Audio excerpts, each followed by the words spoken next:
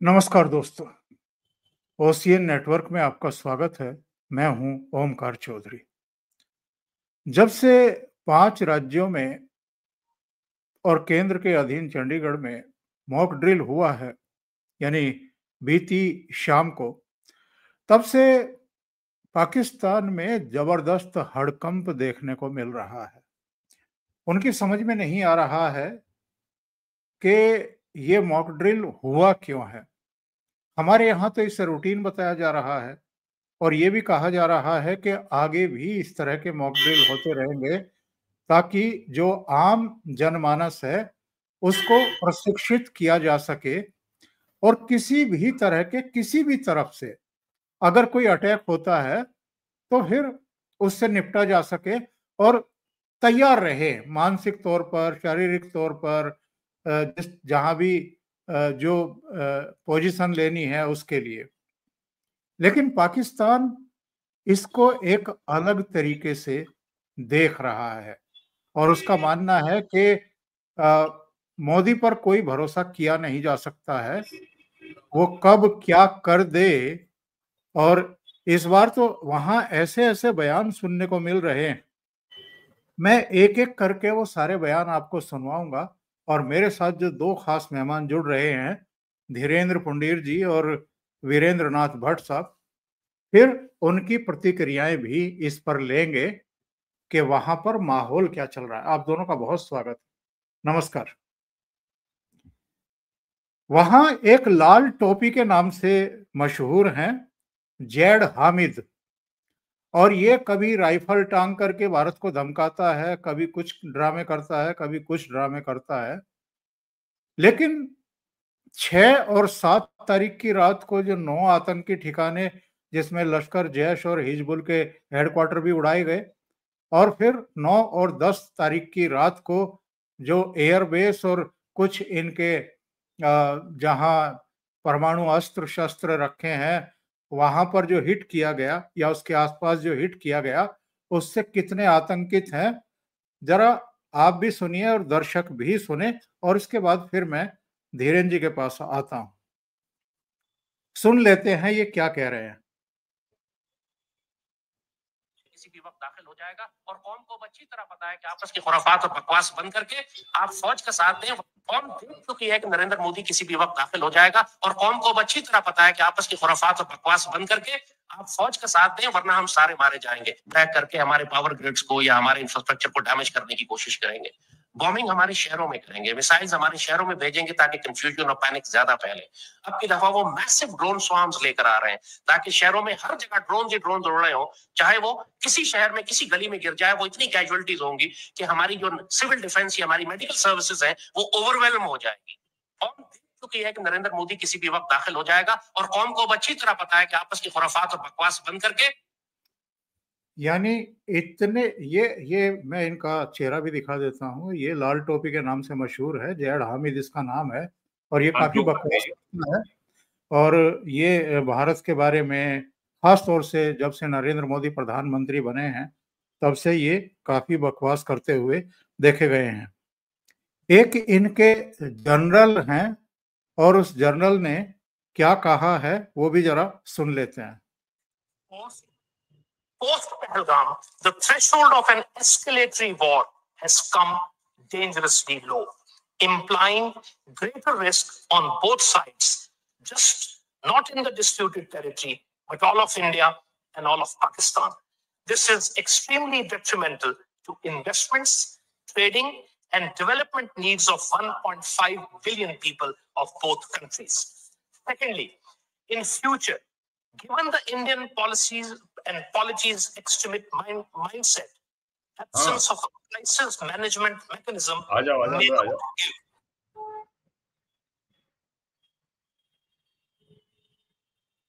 cessation of hostilities.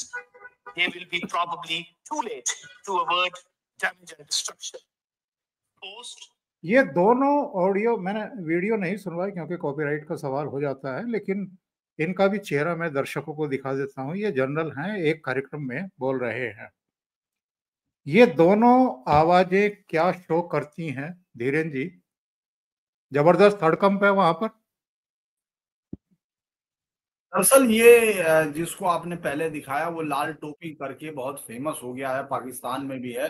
और वो इतना फेमस हुआ कि एक बार जो है उसने ये जाके सऊदी अरब में कुछ बोला उल्टा सीधा, तो उसको पाकिस्तान के तमाम, आपको मिल जाएगा वो, पाकिस्तान के तमाम यूट्यूबर्स ने बताया कि कैसे उसको उल्टा लिटा के उसकी पैंट उतार कर उस पर बहुत बढ़िया तरह से छड़ियों से बजाया गया था, उसको ठीक से किया गया था, क्योंकि उसने इस्लाम का तरीका अरब वालों को समझाने की कोशिश की थी। वो पूरे में एक बड़ा पाकिस्तान के माइंड सेट का एक उदाहरण है। उसको लोग सुनते हैं, उसको ये मानते हैं कि वो बहुत मिलिट्री का बहुत बड़ा स्ट्रेटेजिस्ट है, और पाकिस्तान के लिए ये वो शख्स है जो गजवाए हिंद के लिए मुफीद है। कह रहा था कि वो गजवाए हिंद अब होना है, और जब हिंदुस्तान के उनको मोदी जैसे हुक्मरानों को जंजीरों से बांध के लाया जाएगा। तो दरअसल वो जब शुरू में जिस बहुत मतलब उसके बारे में वो एक बहुत ही बड़ा वहां पाकिस्तान के जो, मैं ये कहूंगा कि जो फैमिली है उनके लिए वो एक बहुत ही बड़ा जोकर है, जिसका वो गाहे बगाए इस्तेमाल करते हैं। उसको पहले स्टूडियो में बिठाया जाता था, फिर स्टूडियो से बाहर भगाना शुरू किया गया, तो वो अब अपने अलग अलग जगह पर जाकर इस तरह के बयान देता है। दरअसल उसने, आपने देखा होगा किस तरह, तो उसको वो गन मिली थी, वो गन टॉय गन थी या क्या थी, उस राइफल को लेकर वो तैयारी कह रहा था कि सब लोग निकल जाओ। और फिर उसके बाद जैसे ही उसने ये देखा कि ये यहाँ इतना ज्यादा अटैक अंदर तक हो गया, तो उसकी वो जो हवा थी, जो फर्जी उसने बनाई थी, वो भी निकल गई।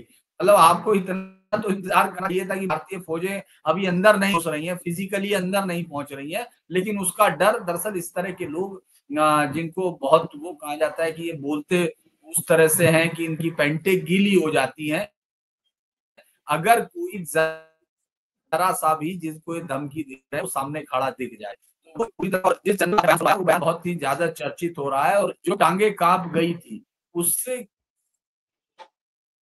ये ही लेवल का ये पूरा बयान है, और ये बता रहा है कि किस तरह से पाकिस्तान के अंदर एक खौफ है कि मैं एक बात से सभी बाकी तमाम लोग कि वो हुक्मरान या लोग जो इसमें मिलिट्री के अफसर्स हैं, वो अपनी जनता को तो बेवकूफ बना सकते हैं, खुद को बेवकूफ नहीं बना सकते। उनको ये मालूम है कि किस तरह से रहीम यार खान से लेकर लाहौर तक तमाम जगह पर उनके एयरफील्ड पूरी तरह खत्म करने की स्थिति में था। अगर भारत चाहता तो वो उनको पूरी तरह से नष्ट कर सकता था। भारत अगर चाहता तो उन पर जहां उसने अटैक किए उनके तमाम तमाम उनकी एयर पावर को वहां खत्म कर सकता था। 10 मई का अटैक यही साबित करता है। तो लिहाजा इस तरह की घबराहट, इस तरह की कपकापाहट आपको वहां उनके अंदर दिखाई देती है।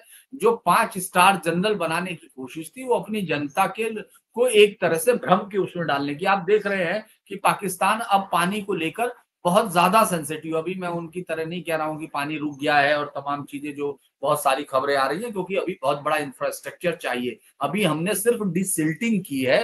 डिसिल्टिंग से हम लोग कोशिश कर रहे हैं कि जितनी हमारी कैपेसिटी थी हम उस कैपेसिटी को रोक सके, हार्ड कर सके, और फिर जब लगे हम उसको छोड़ सके। तो ये एक बहुत मिनिएचर सी एक्सरसाइज है, लेकिन इसने भी पाकिस्तान को ये बता दिया कि पाकिस्तान की जुगलर वेन हिंदुस्तान के हाथ में है। और हमारे यहाँ कहा जाता है, वो उसमें प्रेमचंद लिखते हैं कि जिस पैर के नीचे गर्दन दबी हो, जिस पांव के नीचे गर्दन दबी हो उसको सहलाया जाता है, उस पर चूटा नहीं जाता।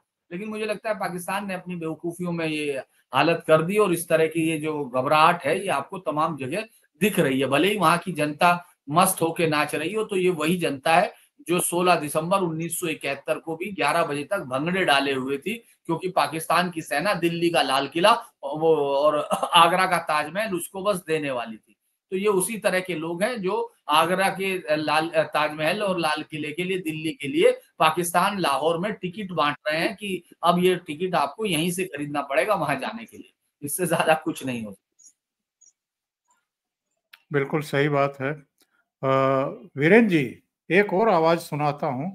वहाँ के इकोनॉमिस्ट हैं एक, क्या कह रहे हैं, इंटरव्यू कर्ता से क्या कह रहे हैं, क्या क्या पूछ रहे हैं, वो जरा मैं आपको और दर्शकों को सुनवा देता हूँ।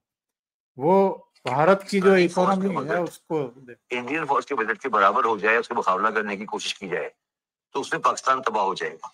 ठीक है, तो ये एक सब्जेक्ट ही गलत है कि किससे कंपेयर करना है आपने।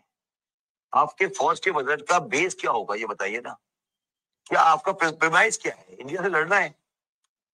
सवाल बताओ, जवाब बताओ ना पहले। मैं आपसे ये पूछना चाह रहा हूँ कि क्या अरे यार, मैं आपसे पूछ रहा हूँ कि आपके ईस्टर्न साइड पे इंडिया है, उसका बजट आपसे 7 टाइम है, आप लड़ना चाहते हो?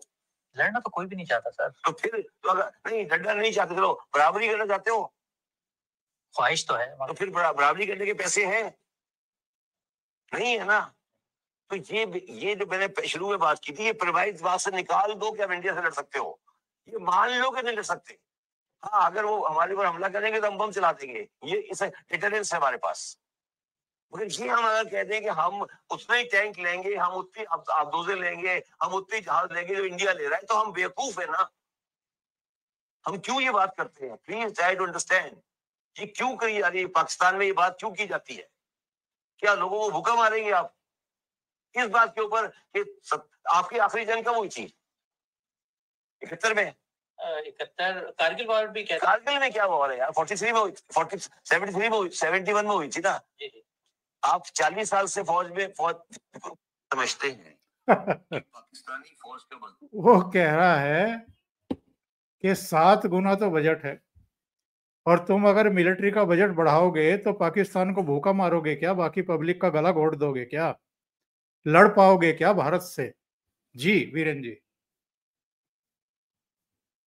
जैसे हमारे यहाँ है central board of direct taxes और इनडायरेक्ट टैक्सेस, यहाँ 2 बोर्ड हैं।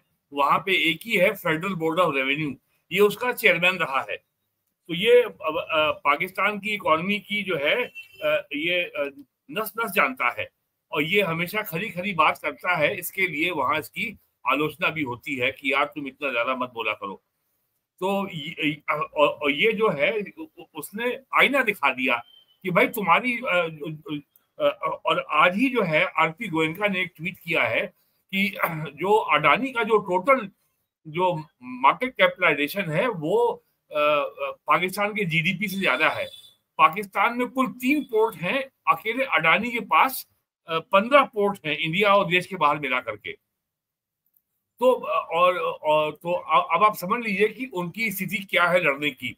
और आज के टाइम्स ऑफ इंडिया में एक बहुत बड़े ऑथर हैं, स्ट्रेटेजिक अफेयर के एक्सपर्ट हैं, जोरावर दौलत सिंह।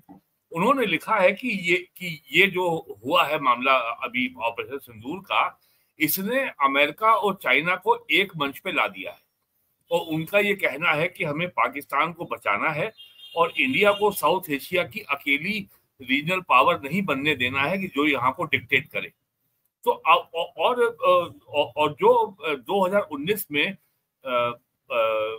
जो पुलवामा का जो आतंकी हमला हुआ था, और जिस तरीके से भारत ने घुस के हमला किया था बालाकोट में, इंडियन एयरफोर्स ने पहली बार इंटरनेशनल बॉर्डर क्रॉस किया था, तो प्राइम मिनिस्टर ने यह कहना शुरू किया था कि घर में घुस के मारना हमारा सिद्धांत है। तो पाकिस्तानियों को ये उम्मीद नहीं थी कि ये कभी ऐसे घर में हमारे घुस के आएंगे कि हमारे 11 एयरबेस तबाह कर देंगे। और पाकिस्तान को ये अच्छी तरह बता दिया गया है कि जब कोई ऐसा मामला ब्रिंक पे आएगा तो कोई भी तुम्हारा आका तुमको बचाने नहीं आ पाएगा। और जिस पाकिस्तानी जनरल का वीडियो आपने भी सुनाया, उसको मैंने भी सुना है, उस वीडियो में उसने कहा है कि इंडिया की अब जो स्ट्रेटेजी है, तो उसने थ्रेशोल्ड इतना नीचे कर दिया है, दहलीज को इतना नीचे कर दिया है कि पहले तो जो प्रोवोकेशन पॉइंट था कि हमने आपको झापड़ मारा तो आप भड़क गए, अब तो ये है कि पैर से पांव छू गया तो इस लेवल पे आ गया है दहलीज। और उसने ये कहा कि जिस तरीके से इंडिया ने ऑपरेशन सिंदूर को किया है, उससे ग्लोबल पावर्स को इंटरवीन करने का कोई मौका ही नहीं मिलेगा।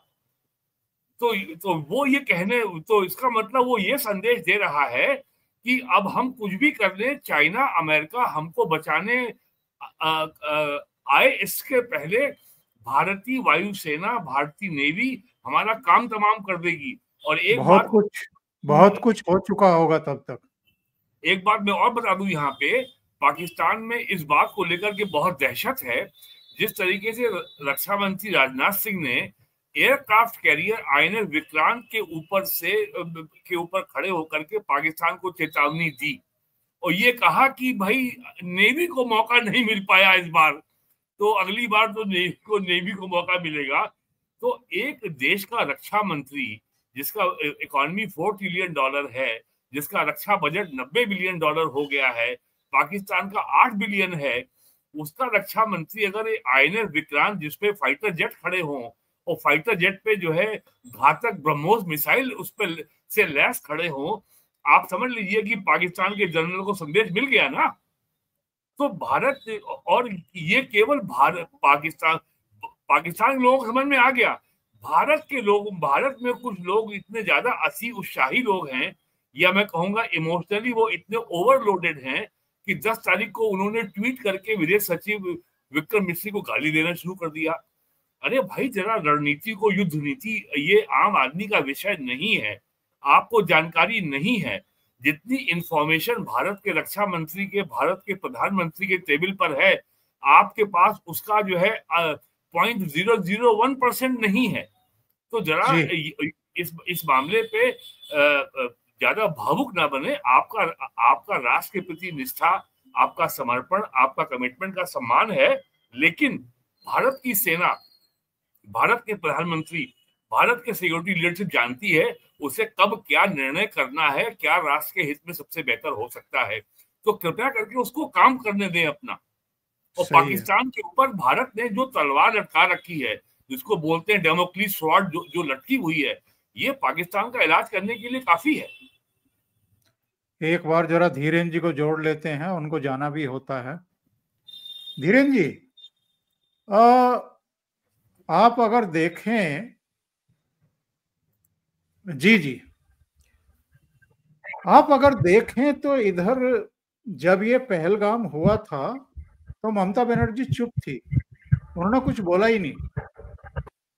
और ऐसे कई नेता थे, लेकिन जब से ऑपरेशन सिंदूर हुआ है तो ये सब अपने एक खास अंदाज में उस पर कुछ सवाल खड़े कर रहे हैं। आज अमित शाह पश्चिम बंगाल में थे और उन्होंने ममता बनर्जी पर सवाल खड़े किए हैं। क्या कहा है, मैं स्क्रीन शेयर कर रहा हूं। उन्होंने कहा कि पहलगाम हमला हुआ तो ममता बनर्जी चुप रही, अब ऑपरेशन सिंदूर का विरोध कर रही हैं ताकि मुस्लिम वोट बैंक को खुश किया जा सके। ये जो ग्रंथि है हमारे यहाँ के राजनीतिक दलों की, इससे कभी ये लोग उबर पाएंगे क्या?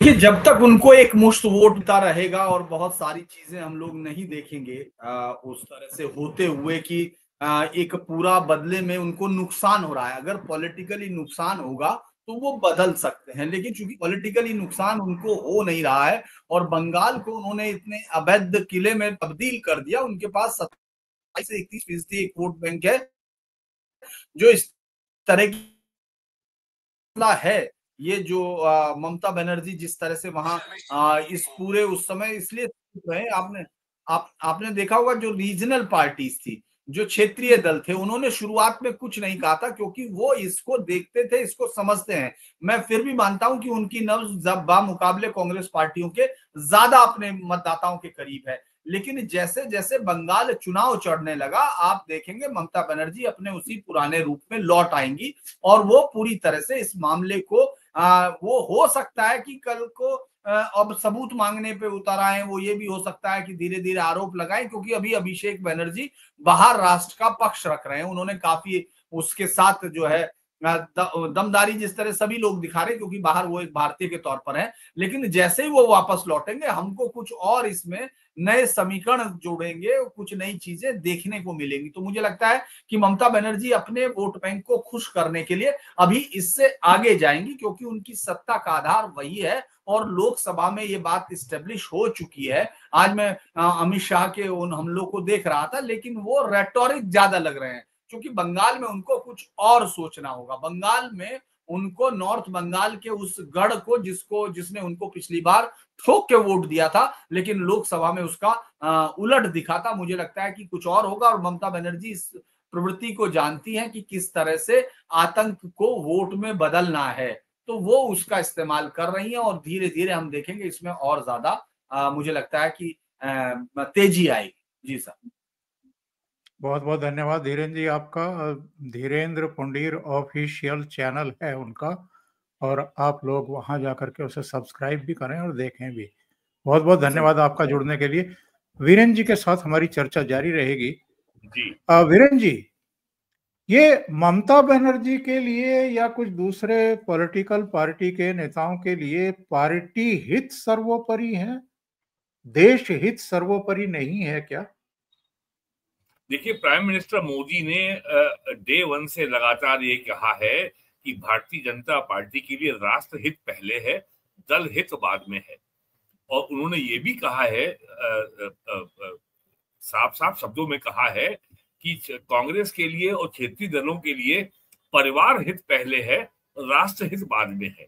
आप देखिए पिछले एक महीने से 22 अप्रैल से लेकर अब तक कांग्रेस का क्या बिहेवियर है। कभी वो कहते हैं कि वो पहलगाम के में जिन आतंकवादियों ने मारा था वो कहाँ गए। कभी जयराम रमेश कहते हैं कि आतंकवादी भी घूम रहे हैं और सांसद भी घूम रहे हैं। यानी जो भारतीय सांसदों का डेलीगेशन जो 30 देशों में जा रहा है, उनकी तुलना वो पहलगाम के आतंकवादियों से कर रहे हैं। अभी जेट की संख्या पूछते हैं कि कितने जेट गिरे हैं और कि उन्होंने कितने हिंदुओं को मारा। वो अपने सांसदों को भी आतंकवादी कह रहे हैं।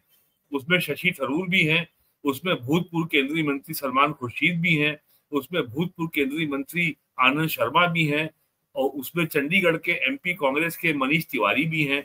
उनको भी जयराम रमेश आतंकवादी कह रहे हैं। और जबकि कांग्रेस के नेता भी जो है पार्टी को ये आगाह कर रहे हैं कि ये जिस तरीके से आपने जयशंकर को मुखबिर कहा, फिर जयशंकर को आपने जयचंद कहा, ये बहुत घातक है और जनता इसको पसंद नहीं करेगी। नेताओं ने ये भी आगाह किया अपने नेतृत्व को कि एक मुद्दा क्या एक उसकी इलास्टिसिटी होती है। जैसे कुछ होता है ना, मोजा है या ये और चीजें जिसमें होती इलास्टिक, अगर एक सीमा से ज्यादा उसको आप स्ट्रेच करेंगे तो वो टूट जाएगा। उनका कहना है कि अगर एक सीमा से ज्यादा खींचेंगे तो जो ओरिजिनल पॉइंट को ही वो हर्ट करेगा। लेकिन राहुल गांधी इस बात को समझ नहीं रहे हैं।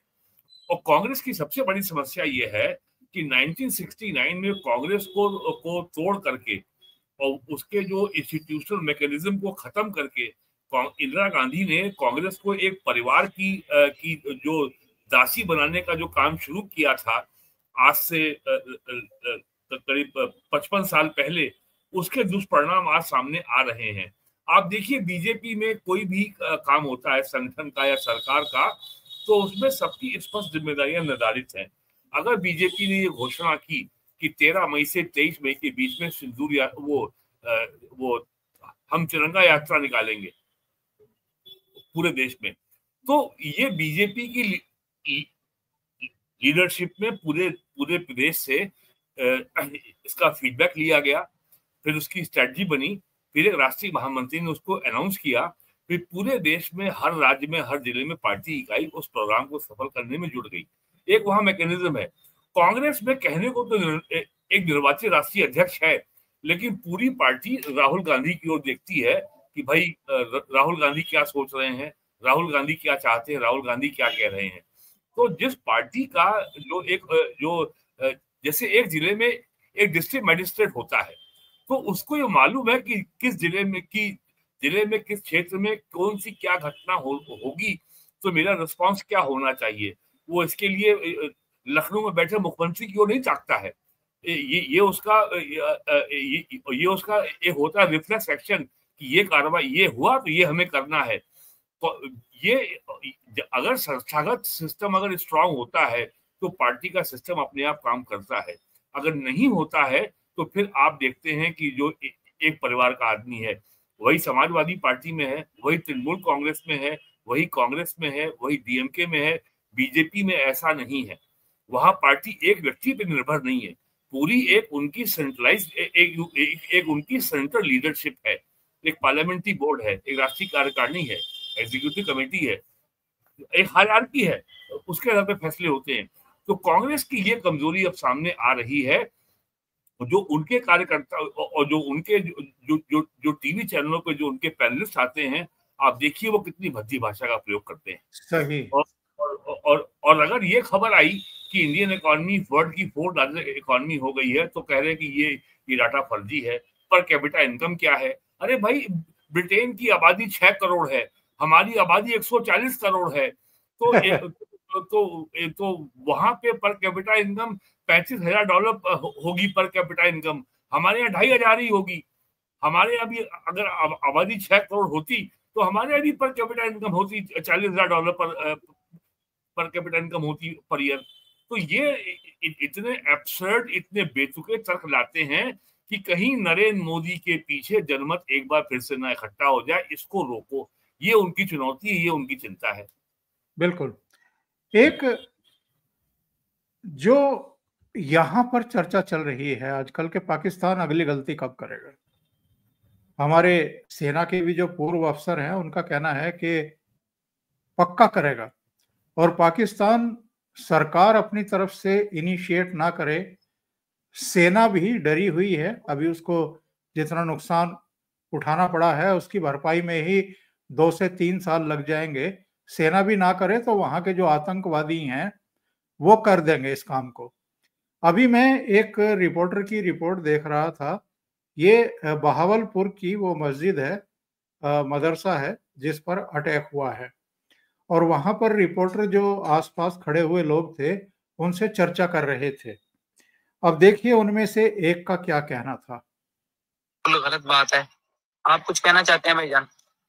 के लिए हमारी मस्जिद पे ईद नहीं, इसलिए हमारी घर त्योहार किया, और इंशाल्लाह इसका बदला लिया जाएगा, जरूर लिया जाएगा। इंशाल्लाह हरकत नहीं करेंगे। इंशाल्लाह इसका बदला लिया जाएगा। अभी 2 घटनाएं और हुई हैं। एक लाहौर में हाफिज सईद के बेटे तलहा सईद की रैली हुई है जिसमें पंजाब के विधानसभा के स्पीकर भी मंच पर मौजूद थे। दूसरे, मसूद अजहर का एक ऑडियो वायरल हुआ है जिसमें वो कह रहे हैं कि हमें ना छेड़ो, हम लाशें ढोते ढोते, खून देखते देखते पागल हो चुके हैं, और अगर हमारी तवज्जो आपकी तरफ हो गई तो आपका नामो निशान मिट जाएगा। ये जो जमातें वहां पाल रखी हैं इन्होंने, ये तो गलती करेंगे, और उसके बाद क्या होगा भट्ट साहब? देखिए, पाकिस्तान का पाखंड आप इससे समझिए कि वो खुद तो एक जिहादी जाहिल इस्लामिक स्टेट बन गया है, और पूरे मुल्क को उसने जो है मजहब का को उसने एकदम जहर में बदल दिया है और लोगों को पागल कर दिया है। लेकिन इंडिया में वो चाहता है कि यहाँ की सरकार सेकुलर बनी रहे, और इंडिया में उसकी जो पहली पसंद पार्टी है वो है कांग्रेस, राहुल गांधी, ममता बनर्जी, अखिलेश यादव। अब तो वहां का एमपी जो है वहां की नेशनल असेंबली में भी बहुत तारीफ, पार्लियामेंट में खड़े होकर के ये बात कहते हैं। और दूसरी बात, जो पाकिस्तान की समस्या ये है कि पाकिस्तान ने पिछले 60 सालों से, या बल्कि कहें आजादी के तुरंत बाद, इन जिहादियों को अपनी सेना का हिस्से के रूप में इस्तेमाल किया है। केवल अंतर ये था कि वो पाकिस्तान सेना की वर्दी नहीं पहनते थे। आपने देखा होगा बहावलपुर और लाहौर मुरीदके में हमले के बाद जो मौलवी मारे गए, और मौलाना मसूद अजहर के बहावलपुर के हमले में जो उसके परिवार के 14 लोग मारे गए, जब उनका फ्यूनरल हो रहा था, जब उनकी जो है जो दफन के पहले जो कुरान का पाठ होता है, तो वहां पे पाकिस्तान, उनके ताबूत के ऊपर पाकिस्तान का झंडा लपेटा गया था। वहां पे पाकिस्तान की फौज के जनरल उसको कंधा दे रहे थे। यानी आपने उनका जो उनका फ्यूनरल है वो राष्ट्रीय सम्मान के साथ किया। जो एक आपके फौज के सिपाही का, फौज के अफसर का जो जंग में मारा जाता है, आपने उसको वही सम्मान दिया। और भारतीय संसदों का जो डेलीगेशन जो 30 देशों में गया है, वहां पर जाकर के उन्होंने ये फोटो भी दिखाई है कि देखिए साहब, ये जो आतंकवादी या जो जिहादी हैं, ये कोई नॉन स्टेट एक्टर नहीं है, ये बाकायदा पाकिस्तानी सेना द्वारा पाले गए ये पुष्पित, पल्लवित और ट्रेंड उनकी रेगुलर आर्मी का हिस्सा हैं। और ये केवल बस वर्दी नहीं पहनते आर्मी की, बाकी सब ये वही हैं। तो भारत ने ये बात तो साबित कर दिया। और लेकिन और एक अंतर है इसमें, जो वास्तविक फौजी होता है वो थोड़ा लॉजिक और रैशनैलिटी के साथ उसका दिमाग काम करता है, लेकिन ये जो जिहादी हैं, आपने ट्रक की ओवरलोडिंग सुनी होगी, इनके लिए मैंने नया शब्द गढ़ा है कि ये लोग इमोशनली ओवरलोडेड हैं और इन्होंने अपनी सारी समस्या अल्लाह के को आउटसोर्स कर दी है कि अल्लाह आएगा। और वो जो जैद अहमद का वीडियो आप सुना रहे थे, वो तो इतना बड़ा जोकर है, पाकिस्तान के लोग भी हंस रहे थे। वो कह रहा था कि हमारे रसूल ने आकर के धरती पर पाकिस्तान के सारे एयरबेस की हिफाजत की है, वो बकायदा धरती पे आए थे और उसको उन्होंने बचाया है। पाकिस्तान के लोग भी हंस रहे थे कि ये आदमी ऐसा मजाक बनाता है हमारे मजहब का, बाकी दूसरे लोग क्या मजाक बनाएंगे जो खुद जैद अहमद कर रहा है। मतलब उनको भी, लोगों को ये उम्मीद नहीं थी कि हर मामले में मजहब क्यों ले आते हो भाई। तो पाकिस्तान के संग समस्या ये है कि झूठे नैरेटिव को आपने पूरी जनता को बेच दिया और आपने इतना ज्यादा बेच दिया कि हमारी जो है फतह हो गई, युद्ध हमने जीत लिया। आपने उस जोकर सैयद मुनीर, जो आपका chief of the army staff है, उसको आपने फील्ड मार्शल बना दिया और वो आजीवन जनरल रहेगा। वहां के लोग उसको कह रहे हैं, पाकिस्तान के लोग ही कह रहे हैं कि ये फील्ड मार्शल नहीं है, ये फील्ड मार्शल है। तो केवल को ये भरोसा दिलाने के लिए कि जंग आपने जीत ली है, आपने जो है उसको जो है प्रमोट करके फील्ड मार्शल बना दिया। और ये पाकिस्तान के तीसरे फील्ड मार्शल हैं, इसके पहले 2 और हो चुके हैं, एक शायद वो हुए थे अयूब खान और एक और हुए थे। तो ये सब बस अयूब खान के बाद ये दूसरे हैं। हाँ, दूसरे होंगे, ये करेक्ट। तो ये जो तमाशा पाकिस्तान कर रहा है केवल अपने देश की जनता का मनोबल बनाए रखने के लिए कि हमने युद्ध जीत लिया। लेकिन सवाल यह है कि रावलपिंडी में जो इतनी घनी आबादी है, बहावलपुर में जो इतनी घनी आबादी है, लाहौर में मुरीदके में जो इतनी घनी आबादी है, चकलाला में, सरगोधा में जो इतनी घनी आबादी है, रहीम यार खान में, जो जिन घनी आबादी के इलाकों में जो एयरफोर्स के बेसेस बर्बाद किए गए हैं और जो बड़ी बड़ी बिल्डिंगें जो ध्वस्त हो गई हैं, खंडहर में बदल गई हैं, वो तो वहां के लाखों लोगों ने देखा है। और दूसरी बात ये जमाना इंटरनेट का है, ये जमाना सोशल मीडिया का है, ये जमाना जो है फेसबुक का है, व्हाट्सएप का है और सोशल मीडिया साइट्स एक्स है, ट्विटर का है। तो अब और पाकिस्तान में भी बहुत लोगों के पास जो है स्मार्टफोन है, उनके फोन में भी इंटरनेट है। तो अब इंफॉर्मेशन हर जगह पहुंच रही है। आप केवल मजहब की खुराक पिला करके अब लोगों को बेवकूफ बना के नहीं रख सकते। और जैसे जैसे पाकिस्तान की पोल खुलेगी, पाकिस्तान के ऊपर इंडिया से बदला लेने का दबाव बढ़ेगा। आप देखिए, अभी तो 1 महीना भी नहीं हुआ है, तो और उनके सामने जो पानी का संकट है वो खबरें आप देख ही रहे हैं। पानी का संकट इस्लामाबाद में है, लाहौर में है, रावलपिंडी में है, यहाँ तक कराची एयरपोर्ट के वॉशरूम में भी पानी नहीं था। वो तो पाकिस्तान की एक एक्ट्रेस का वीडियो तो दुनिया में वायरल हुआ, देखा होगा आपने भी। बिल्कुल, तो बिल्कुल। पाकिस्तान और अब धीरे धीरे उनका वहां पे जो ताजा संकट पैदा हो रहा है, वहां पे दवाइयों का स्टॉक बिल्कुल खत्म हो गया है। दवाइयों के लिए पाकिस्तान लगभग 100% भारत पे निर्भर है। इवन अमेरिका में भी जो 50% दवाइयां बिकती हैं, जेनरिक दवाइयां, वो इंडिया से ही जाती हैं। और ये लोग जानते होंगे कि इंडिया को कहा जाता है कि ये दुनिया की फार्मेसी है।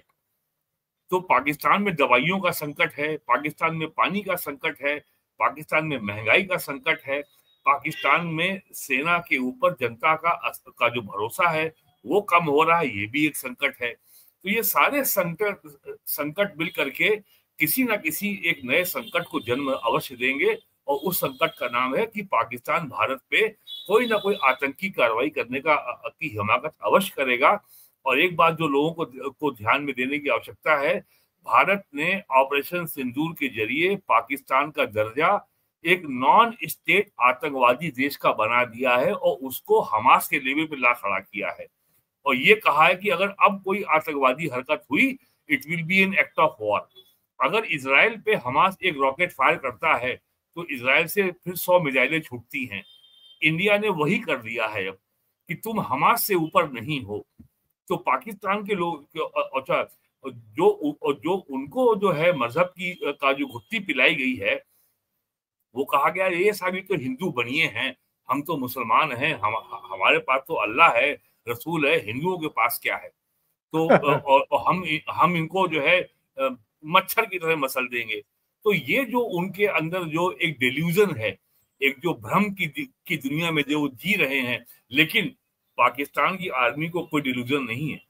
पाकिस्तान के जनरल का जो वीडियो आपने अभी सुनाया था, उसको पूरी तरह एहसास है कि हमारी औकात क्या है, इंडिया ने हमारे साथ क्या किया है और भारत हमारे संग क्या कर सकता है। उनको ये भी मालूम है कि 7 और 9 मई को भारत हमारे साथ क्या क्या कर सकता था। भारत ने हमला बहुत सीमित इसलिए रखा ताकि पाकिस्तान के आकाओं को पाकिस्तान के पक्ष में खड़े होने का मौका न मिले, अमेरिका को और चाइना को और या थोड़ा बहुत टर्की को। इसलिए हमने जो है बहुत ही रिस्ट्रेन्ड ऑपरेशन था। और चूंकि अमेरिकी हथियार की इंडस्ट्री तबाह हो गई है, अमेरिका के लॉकहीड मार्टिन के सारे जो एयर डिफेंस सिस्टम था वो ध्वस्त हो गया, F-16 कुछ नहीं कर पाया, अमेरिका का नुकसान हुआ है। इससे आप देखिए ट्रम्प के बोल बिगड़े हुए हैं, ट्रम्प के बोल बदले हुए हैं। उसने कल फिर कहा है कि मैंने जो है मध्यस्थता कराई और दोनों को कहा मैं तुमसे ट्रेड करूंगा, दोनों इसलिए मान गए।